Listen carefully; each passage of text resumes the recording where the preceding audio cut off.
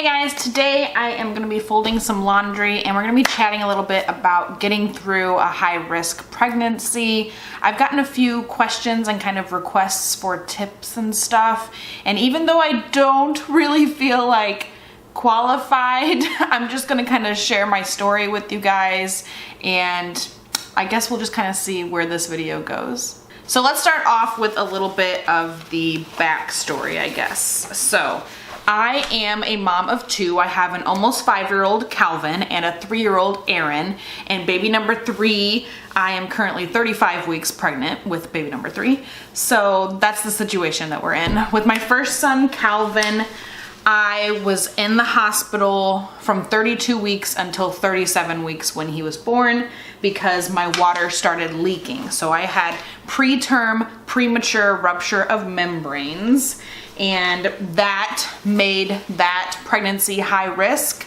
And since that incident occurred in my first pregnancy, I have been seeing the high-risk doctor in my second pregnancy and then now in my third pregnancy because, you know, it could happen again.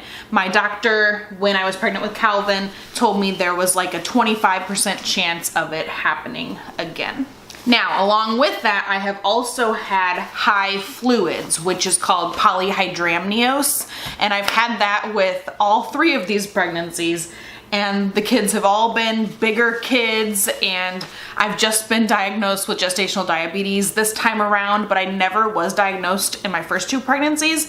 But having a big baby and having a lot of fluid are both things that can happen when you're diabetic in pregnancy. So I could have been diabetic with my first 2 boys and I was just never diagnosed. I was only diagnosed this time around. But we're not going to focus too much on that this time. I just want to talk a little bit about kind of like the mental stress and everything that goes on when you know that there are bad possibilities in your pregnancy, you know.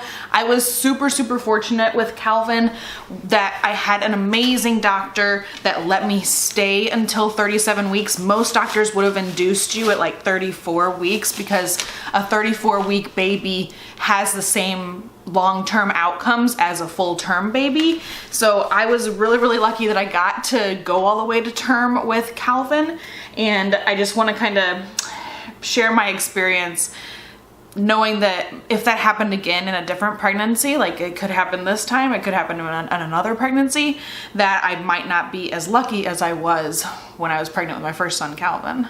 Now, along with that, this topic could kind of go 2 different ways. You could be kind of asking like how to generally reduce the stress of thinking about being in a high-risk pregnancy, or you could be thinking about how I really coped when I was in the hospital with Calvin, when I was stuck there for 5 weeks, you know.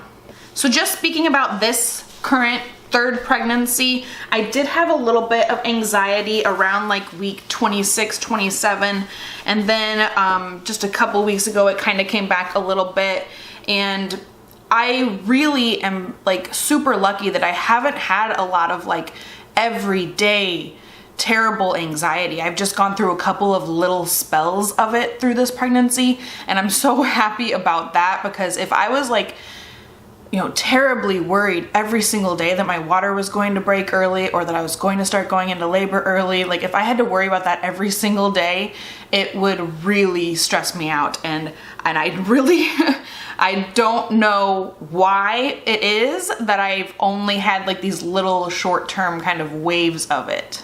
So I had some anxiety around like week 31 because 31 weeks in my last pregnancy with Aaron, I was kept overnight in the hospital for 2 nights because of preterm labor concerns, because I was having tons of contractions and stuff like that. And then at 32 weeks is when my waters broke with Calvin. So 31, 32 weeks was a very stressful time for me in this pregnancy, just knowing the things that happened last time around, you know, or the 2 previous times around. And then most recently, the past couple weeks, I've had more anxiety because I was waiting on my glucose test results and it was just taking forever, and it just felt like everything was so up in the air and I had no real answers. I was just waiting in this stupid limbo. I had no idea what was, you know, were they gonna diagnose me? Were they not? Were they gonna make me take the 3-hour? You know, I was just like so caught up in like worrying about that, and so that was giving me anxiety as well. Now, I wanna say every stage of pregnancy has its own unique stresses, okay? So in the first trimester, you're worried about miscarriage, a missed miscarriage. You know, the first little ultrasound is such a big deal because you just need to see that heartbeat. There are so many things to worry about in the first trimester. The second trimester is hard because, you know, if baby came too early, it would be bad. You know, there would not be good outcomes because it's just way too early. And then in the third trimester, you worry about the same kind of preterm labor issues, but you kind of know in the back of your mind that, okay, maybe we would have a NICU stay, you know, but that's stressful in itself. Like weeks or months in the NICU is a big deal too. So every little stage of pregnancy has their own individual little worries. It's a, you know, crazy, stressful, just like very demanding time in your life, physically and mentally, the whole time. So every stage has a different little issue. But for me personally, I feel like the third trimester worry about preterm labor stuff is the biggest worry of mine personally, just because of my history with the boys.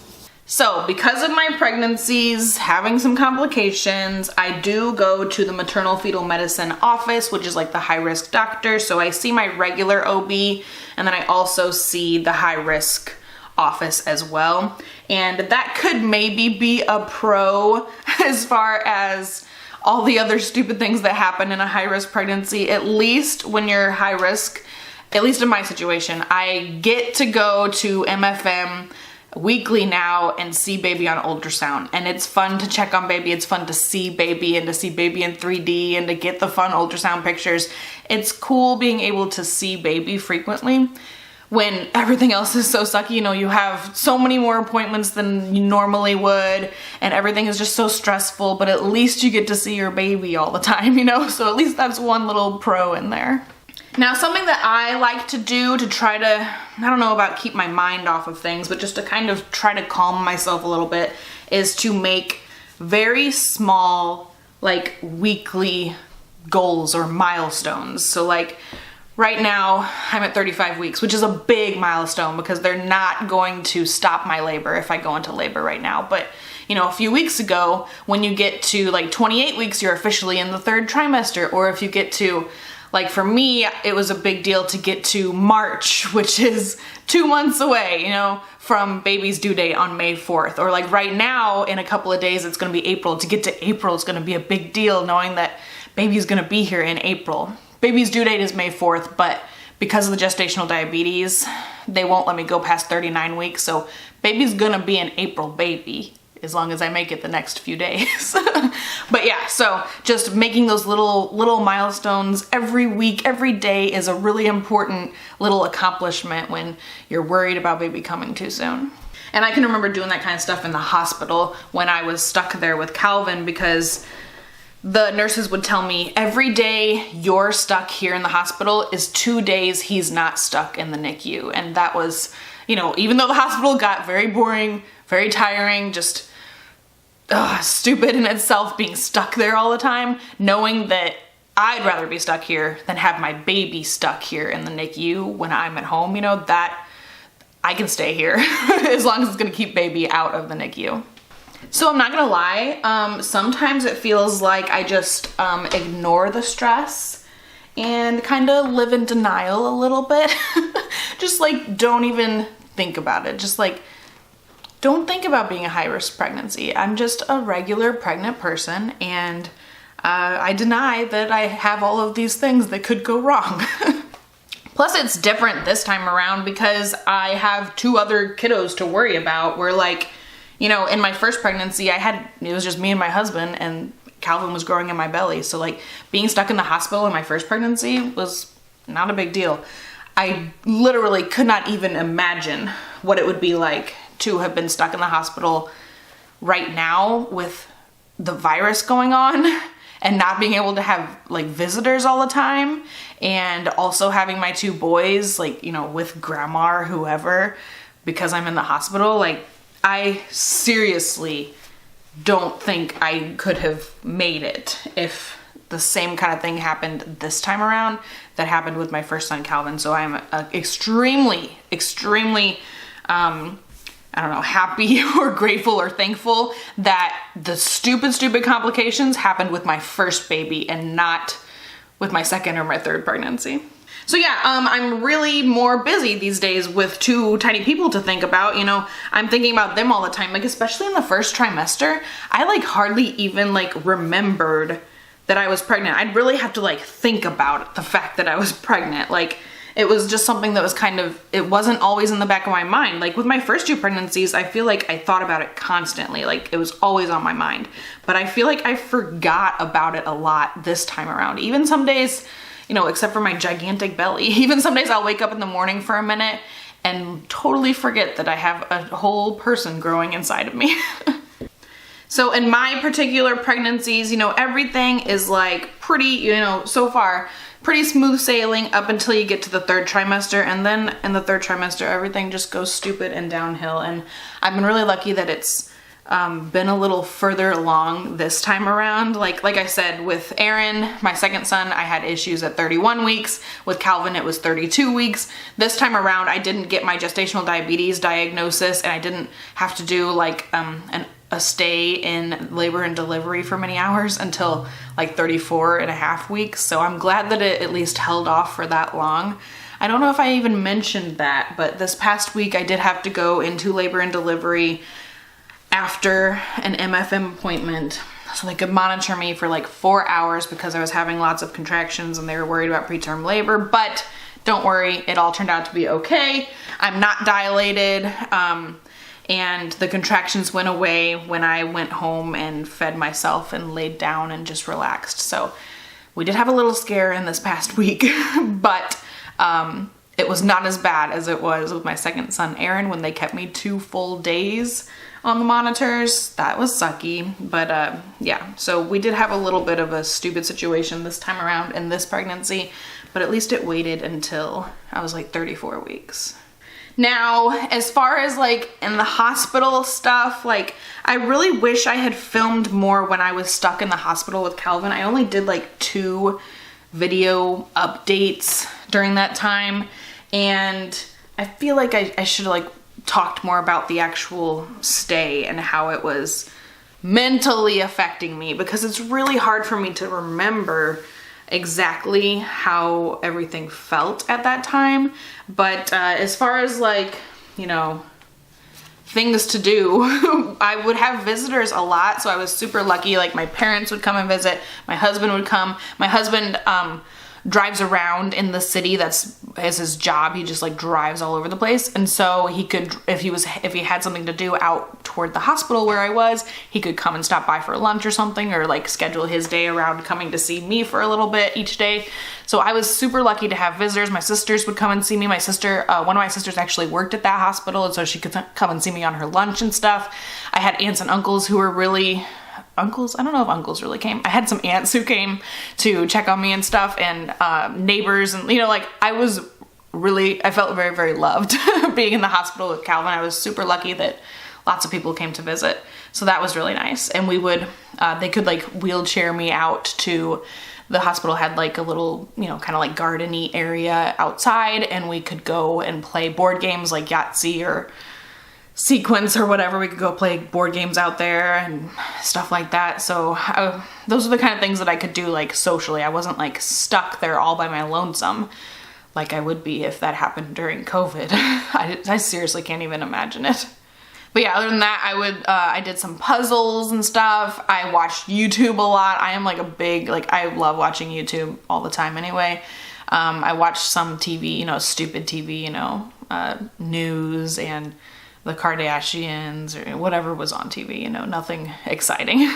I did journal a little bit, but like I said, I don't know, I just really didn't record like a lot of things that I wish I would have filmed more videos and stuff of me just like talking about my time in the hospital. I would still occasionally like do my makeup and stuff because I really enjoy doing my makeup and playing around with makeup, even though the lighting in the hospital sucked. My room in the hospital was also, it faced east, so I couldn't ever sleep in because the sun, as soon as the sun started shining, I was awake. I could not sleep in that like super bright room. So I was always up. I could not stay up late. I could not wake up late. I just like, the sun was always there. Oh, I did color. Some people like Justin, some people from Justin's work got me like adult coloring books and like some really, you know, some nice little Sharpie pens and stuff like that. So I colored and stuff like that. Just like little random things to pass the time when you're stuck in the hospital for 5 weeks. Now, both of the boys did have very short NICU stays, so I really don't have any advice about how to get through a NICU stay as a mommy. I can't even imagine what it's like to have to be away from your baby like that. Like, whoo, man, I don't even want to like think about it. It's like very, very stressful. So I don't have any advice for that. Calvin was only there for 2 days. And I had a C-section, so I was in the hospital with him for those 2 days. And then Aaron was only there a handful of hours. I can't remember. I always think that it was only like an hour or 2, but I think when I rewatched the updates, it was maybe like 4 hours or something he was in the NICU. So the boys were not there very long. I don't have any good advice for how to get through that because that is unbelievably, I can't even imagine how stressful that is in itself. But yeah, Cal was in the NICU because my waters had been ruptured for so long. They were concerned about infection, so they just had him on 48 hours of antibiotics to help not get an infection in him. And then Aaron, when Aaron came out, he wasn't breathing, and that was Aaron's birthday. It was a very scary day. I think they said it was only a handful of seconds before they got him breathing on his own, but it felt like an eternity. It felt like so long. So he was in there just to be checked out and make sure everything was okay with him, and he was fine. The boys were both super awesome, both really good after they got out of the NICU. So other than, you know, just my experience, all I can say is ask your doctor lots of questions. If you don't understand what's going on, what they're trying to tell you, they're diagnosing, or what they're, you know, whatever it is, just ask lots of questions. If you don't get it, it might just take some more explaining, you know, it might just take some more time for it to sink in for you. Just ask your doctor lots of questions if you're concerned about anything at all. If you don't get what they're trying to tell you, or what could, you know, what possible outcomes or whatever your situation is, just ask your doctor as much as you can until you kind of get a grasp on things. That's really one of the best pieces of advice that I can really offer. Just anything. Like it's nice to just know, like, okay, if I go into labor at 30 weeks, what hospital should I go to so I don't have to be transferred in the ambulance, you know?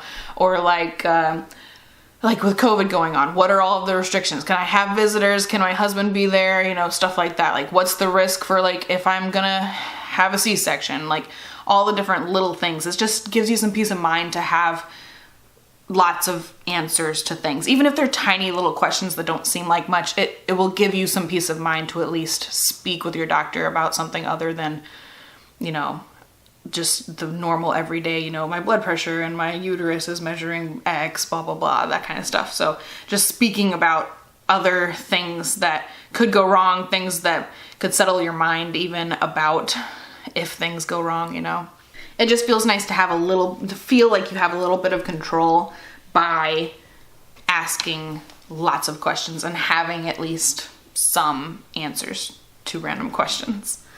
So that's really my little story. I don't know if there's really anything in here for you guys to gain from this video, but I kept getting requests to talk about having a high-risk pregnancy, and so that's just my little story. That's my little take. Any kind of little tips or whatever, I hope there's something in there for you guys to gain from this video. If not, at least it was a fun little story time, right? So I hope you guys enjoyed. If you did like it, don't forget to give it a thumbs up. Let me know what else you want to see here on this channel. By the time you see this video, my baby might be here. So go check me out on Instagram so you can see pictures of new baby.